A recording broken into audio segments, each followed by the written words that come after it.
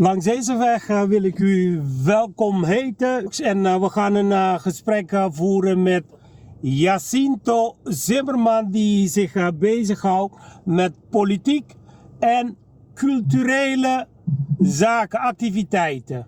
Jacinto, welkom. Welkom, dank u. Welkom iedereen in het programma. En ik wens jullie een fijne avond alvast. Jij zegt het goed. Maar je zegt ook met culturele activiteiten, met name culturele activiteiten die gebaseerd is op onze Nederlands-Caribische culturele erfgoed. Hè? Ja, precies. En ik heb een concrete vraag, want ik ken Jacinto als een culturele organisator, maar Jacinto is zich ook bezig met politiek. Kunt u ons wat meer daarover vertellen, over EV? EV, ja, dat klopt. Kijk, EV is een partij, hebben we gezegd, Eindhoven voor elkaar. Het is een nieuwe stadspartij, want wij zijn allemaal 21 kandidaten die eigenlijk binnen de samenleving van Eindhoven verkeren. Dan is eentje bijvoorbeeld raadslid, de andere is bijvoorbeeld iemand die in een financiële wereld werkt. Een andere doet diverse dingen, houdt zich bezig met diversiteit.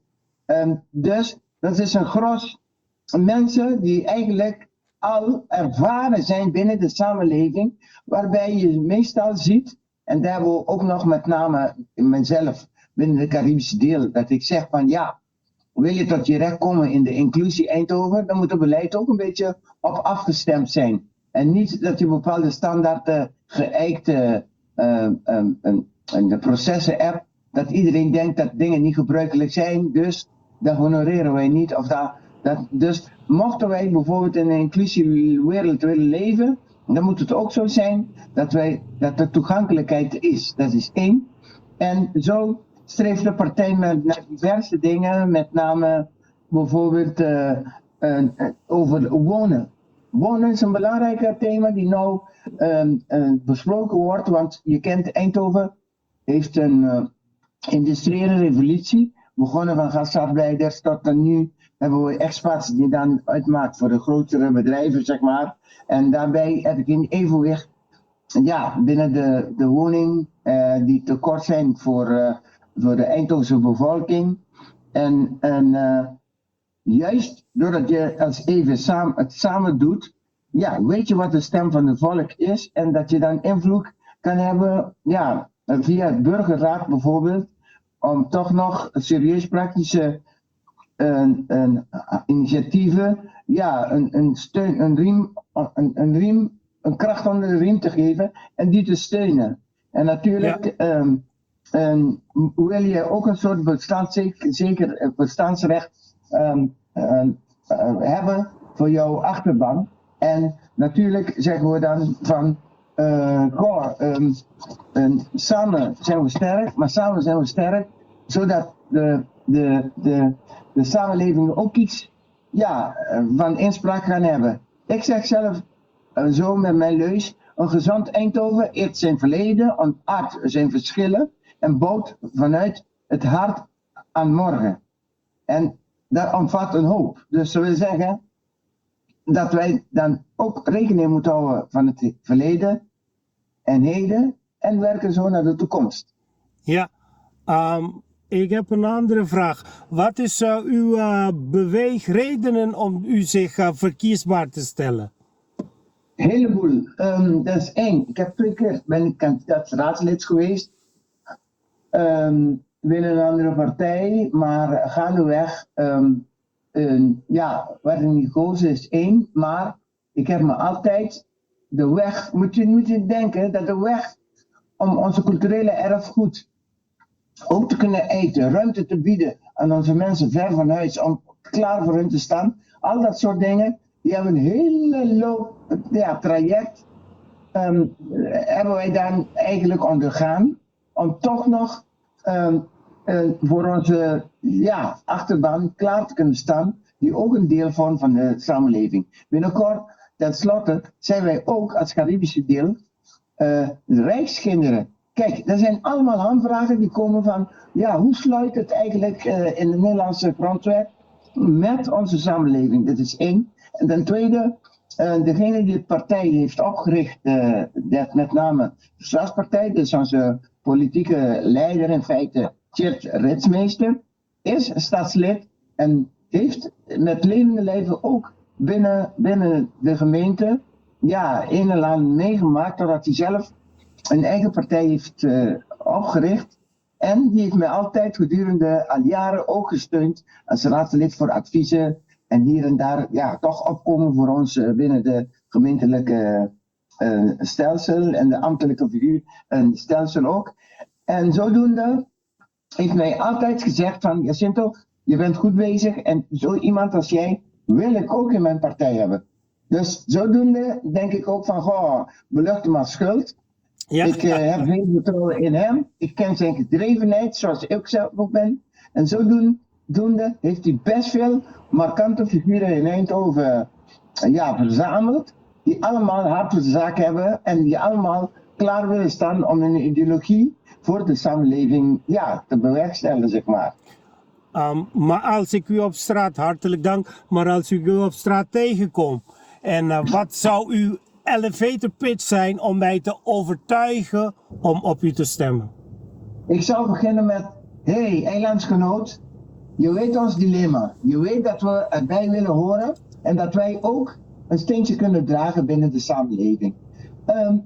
Het is van groot belang dat wij ook vertegenwoordigd worden binnen de gemeenteraad. Dat houdt in dat wij een brug kunnen slaan van onze achterban naar de ambtelijke apparatuur, waarbij wij ook een stempel in kunnen hebben. Even is de stem van de volk en wij luisteren graag naar jullie en met jullie argument zullen wij zeker hard voor maken om een en ander voor elkaar te krijgen. Stem op mij, maar stem ook, let wel, op een eilandgenoot die juist binnen de partij zit, binnen de gemeenteraad, waarbij je direct ook naartoe kan stappen. Als een luisteroor zal ik zeker zijn voor jou. En ik hoop dat wij ook voor jou klaar kunnen staan. Ja, maar ik denk dat de achterban van Jacinto is toch wat breder.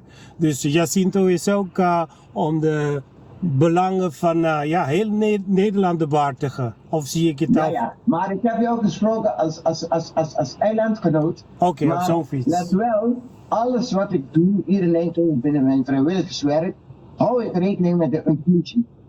Sorry? Ik doe hou ik rekening met inclusie. Inclusie, oké. Dit is prima. Ja, dat houdt in dat ik diverse groeperingen in Eindhoven samenbundel om gezamenlijke activiteiten te organiseren. Ik ben zelf vrijwillig in een buurt. Daar help ik ook mee. Als een burendag is, zorg ik altijd voor een geweldige programma waar iedereen iets aan heeft. En vooral dat het programma genoeg trekpleister heeft om juist de achterban te kunnen vertegenwoordigen, ook op het podium. Om ook gezamenlijk met elkaar te genieten.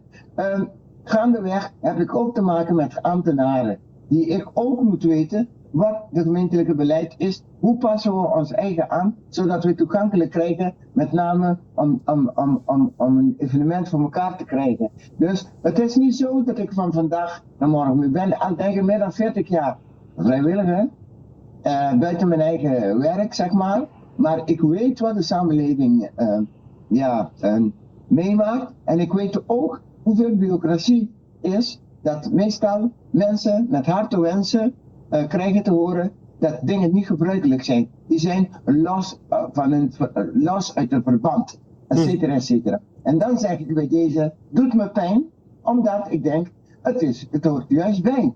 Omdat jij geen kaas van gegeten hebt, hou niet in dat diegene die vanuit het hart spreekt, dat je die moet negeren, omdat jij denkt dat iets niet klopt. Ja.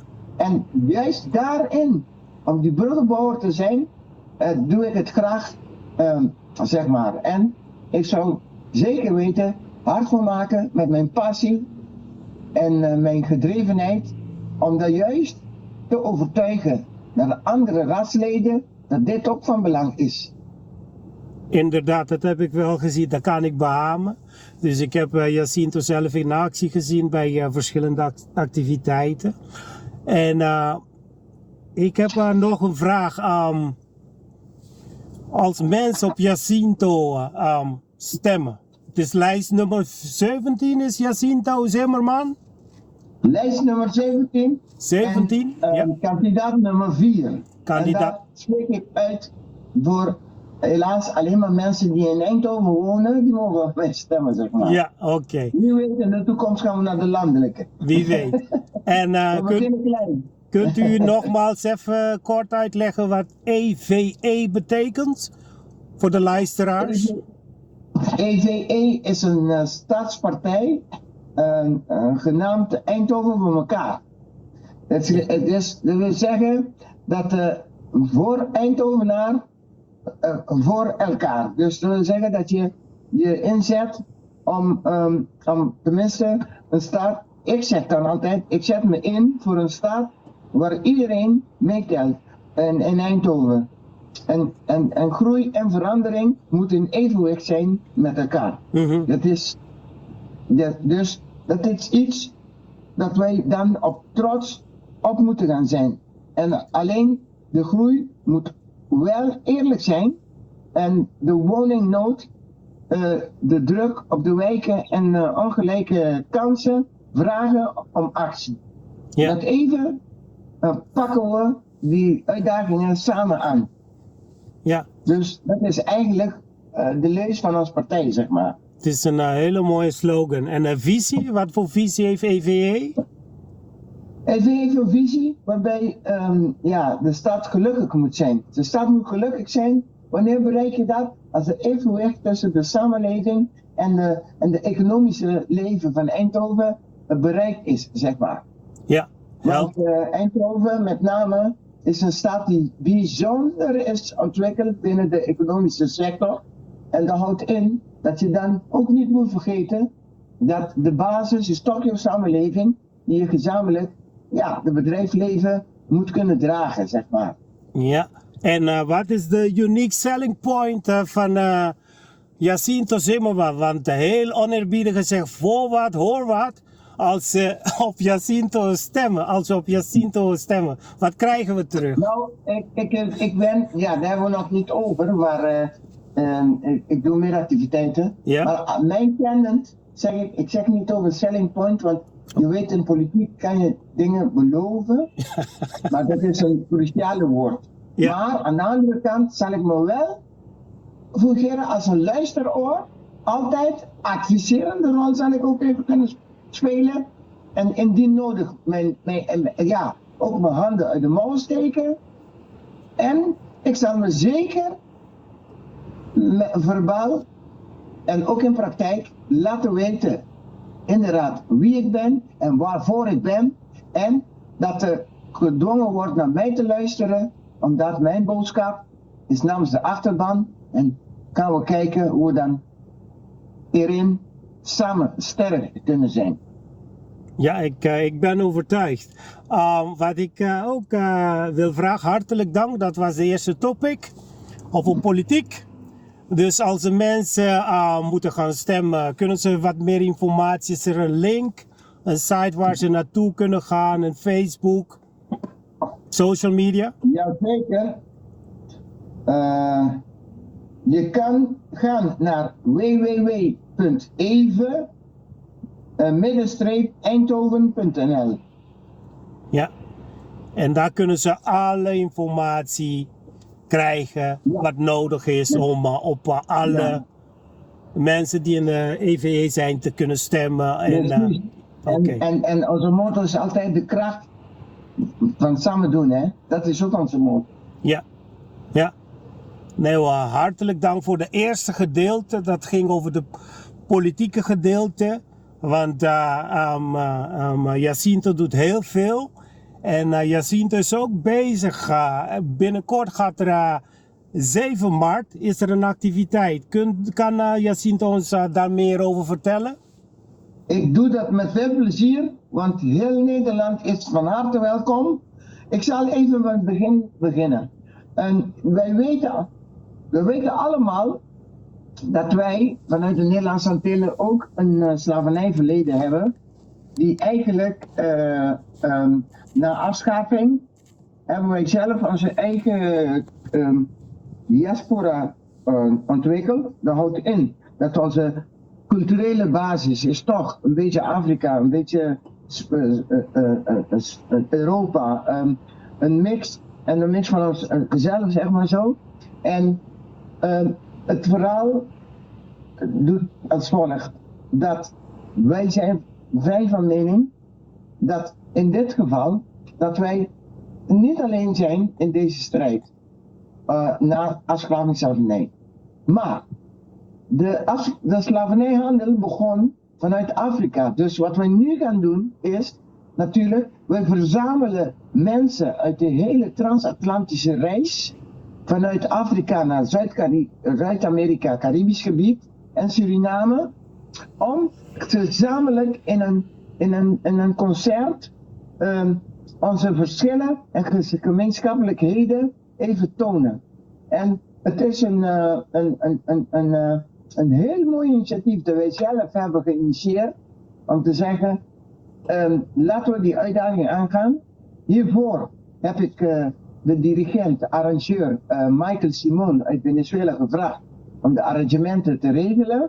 Daarbij hebben wij solisten gevraagd, net als Mara Leti uit Curaçao. We hebben Kenny B uit Suriname gevraagd voor een participatie. En om het een beetje compleet te maken, hebben we een Cubaanse afkomstige mevrouw, Evelien, dus een moeilijke naam, Dupé, gevraagd om mee te doen. Dat houdt in dat we dan een gezamenlijke concert hebben. Voorafgaand het concert hebben we om 3 uur al in het muziekgebouw hebben we een soort conferentie, waarbij we juist gaan praten met iedereen die te maken heeft, om te laten zien wat is de transatlantische reis geweest, welke invloed heeft de transatlantische reis op onze samenleving nu. Dus we gaan een beetje heden, verleden, heden en wat gaan we in de toekomst mee bereiken. En daarvoor heb ik 2 belangrijke gastspreker gevonden. Dat wil zeggen Lionel Martijn van ons Caribische netwerk, ook Stichting OCAN. Ja. Die is een van de gastsprekers. En ik heb Regilio Varnold, die is een human rights jurist van Surinaamse afkomst. En die gaan daarover praten. Maar die hele seminar wordt geleid door Milouska Meulens. Milouska Meulens was vroeger jeugdjournallerares. Ze is schrijver, ze is actrice. Dus zodoende hebben wij kernkoppen genomen, dat we zeker weten waarover we praten. Dat we zeker weten wat ze brengen. Dat zijn mensen die ervaringsdeskundigen zijn, die ons hier iets over kunnen leggen. En na de conferentie hebben we om 7 uur gaan de deuren open. Dan gaan wij luisteren naar een voorprogramma van Sherman Zimmerman. Die gaat een paar pianopartijen spelen, ook binnen onze Nederlands-Caribische sfeer. Ja. En daarna gaan wij naar de zaal voor het concert. En na het concert, als het niet genoeg is, hebben we nog een afterparty waarbij de Zuid-Amerikaanse formatie Quarteto Amigos gaat spelen. En we eindigen de show met onze grote vrienden Mini Caché Royal. Ja. Het is dus een hele dag, een memorabele dag, waar wij dan gaan hebben over onze thema. En dan sluiten we feestelijk een beetje af met muzikale ontlijsting. Want op een gegeven moment is toch dat wat onze cultuur uitstraalt. Wij hebben over theorie, maar in praktijk hoort een stuk gezelligheid ook bij. En ik hoop dat er ook nog wat culinaire hapjes te krijgen zijn. Dus het programma omvat veel. Ja. En ik wil zeggen, en ik wil namens via jou ook een oproep doen, dat eigenlijk deze unieke kansen, dat wij als Stichting Gedeeld Verleden Gezamenlijke Toekomst Eindhoven, een vrijwillige organisatie, streven naar juist een kwalitatief programma, maar dat het laagdrempelig is, dat iedereen voor iedereen toegankelijk is. Als je ziet, bij dit concert kost maar $12,50. De congres is gratis, het concert kost $12,50. Daarbij zit ook nog een pauzedrank in en wat administratieve kosten. Dus we hebben vrij laag gehouden, zodat iedereen een gebruik van kan maken om dat mee te maken, zeg maar. Ja. En daarom zijn we onze sponsoren ook heel erg bedankt. Het ministerie van Sociale Zaken en het ministerie van Binnenlandse Zaken, waar wij eigenlijk ook een samenwerking mee zijn aangegaan. Ook na hard werken, want één ding moet ik zeggen, ik waardeer echt als wij, als Judithera, krachten kunnen bundelen. Maar het zou fijn zijn als wij er ook in zien dat wij die ruimte moeten hebben om ook ver van huis, ondanks in het moederland, om onze eigen cultuur te kunnen uiten en te beleven en ook te delen met andere culturen. Ja. En daarin doe ik toch een oproep van mensen, ook van ons, die altijd sceptisch kijken naar, wow, heeft het wel zin of niet? En juist deze mensen die zitten altijd in dat soort zogenaamde stoelen van sponsoren, maar strijk ook een beetje over het hart en ziet er ook nut in van het samen sterk zijn. Ja, wat ik wel wil aan toevoegen is, het is iets wat zowel de Caribische mensen aangaan, dus de mooi gekleurde Caribische Nederlanders en de Europese Nederlanders. Dus iedereen is welkom, heb ik het goed gehoord? Nou, het is toegankelijk voor ieder. Kom gezellig een dagje naar Eindhoven. Het is dichtbij Centraal Station, 10 minuten lopen en dit bevindt op de Marktplein. Dus Heuvelgalerij 140, dat bevindt zich op de Marktplein bij ons. Iedereen weet wat de McDonald's in Eindhoven is en de Kentucky, dan is het net schuin tegenover. Nee. En als je om 3 uur komt, dan kan je altijd in McDonald's binnen, Kentucky binnen en om 7 uur verwachten we jou weer voor het concert, zeg maar zo. Nee. En vergeet onze winkelstraten, die zijn ook vol leuke koopwaren, dus je kan mooi een dagje Eindhoven beleven, zeg maar. Ja, een dagje uit van maken. Maar om terug te gaan naar die samenstelling, het is inderdaad mensen uit Afrika, mensen uit Suriname, Nederlands-Caribisch deel, Zuid-Amerika en een stukje Caribisch gebied, zeg maar. Oké, ik zal opnieuw een poging wagen, maar ik denk dat mijn opmerking of mijn vraag niet goed over is gekomen. Wat ik probeerde te doen is kijken of ik Jacinto goed heb begrepen. Wat ik heb begrepen is dat hetgene wat georganiseerd gaat worden, het is leerzaam voor de Caribische mensen en ook voor de Europeanen. Klopt dat? Natuurlijk, maar je moet eens kijken, hè. Wij zijn eigenlijk een Nederlandse rijksdeel. En dat zijn dingen die onze stichting ook een beetje aan het hart gaat, zeg maar. Doordat, wat betekent dat? Een Nederlandse rijksdeel woonachtig in jouw moederland, zeg maar zo. Is dat deel ook van onze culturele uiting ook niet een deel van Nederland?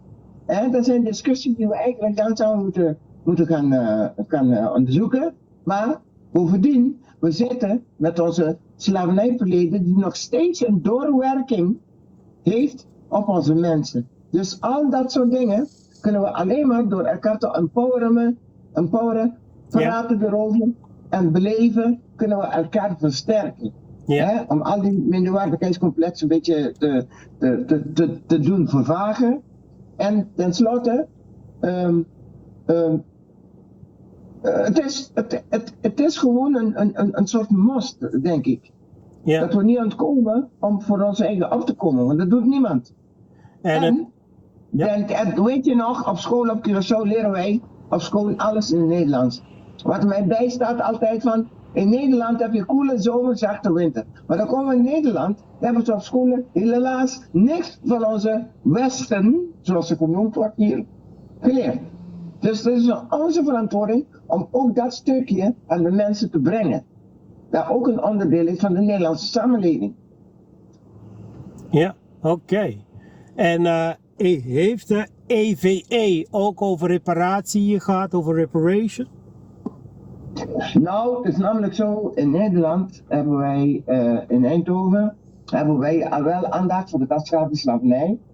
En ik moet zeggen dat de gemeente ook van alles aan doet. Met name, wij hebben ook op 31 mei, en vorig jaar op 25 mei, hebben we voor het eerst in Eindhoven onze oogstfeestparade en event mogen organiseren. In samenwerking met de gemeente. Dat is één.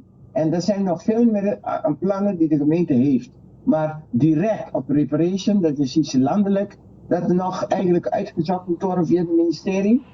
En zodoende gaat het zeker weten sijpelen naar de andere delen van de stad. Andere delen van de stad. En met name, dat zijn dingen die juist ik hard kan maken binnen de gemeenteraad. Ja. Want wij zijn nazaten en de anderen niet. Helder, duidelijk verhaal. Ik wil je hartelijk bedanken voor het gesprek. Zijn er dingen die ik niet heb gevraagd, wat Jacinto met ons wil delen of wil adviseren? Nou, ik zou zeggen, ik zou fijn vinden dat een heleboel mensen dit kunnen meemaken, want het is echt een historisch evenement waar eigenlijk voor het eerst zo wordt aangepakt. Want normaal doet ieder volk, bevolkingsgroep zijn eigen ding. Maar ik ben, zoals ik zeg, eenmaal over de inclusie, ben ik ook voor samenwerking. In dit geval hebben we juist de Surinaamse gemeenschap, Zuid-Amerikaanse gemeenschap, Nederlandse gemeenschap, Afrikaanse gemeenschap een beetje samengebundeld in één programma. Ja. Want wij hebben ook gemeenschappelijkheden. Met name door de transatlantische reis die ontstaan is. En dat zijn waardevolle dingen die wij eigenlijk aandacht moeten geven onderling, zodat ze verder aandacht krijgt, zeg maar. Dus we moeten ergens beginnen. Zie het ook als een aftrap. Ja, inderdaad. Het is een hele mooie samenwerking. Ja.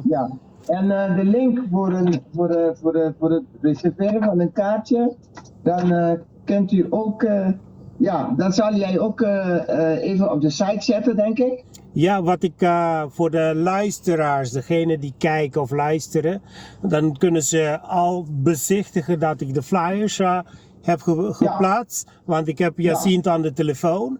Dus ik ben niet op locatie bij hem zoals normaal gesproken. En dan zal ik onder de video ook de benodigde informatie dan plaatsen. Wat ik allemaal van Jacinto ga krijgen. Wees Dus- in Andra van harte welkom. En wie weet kunnen we dit initiatief ook delen met andere steden.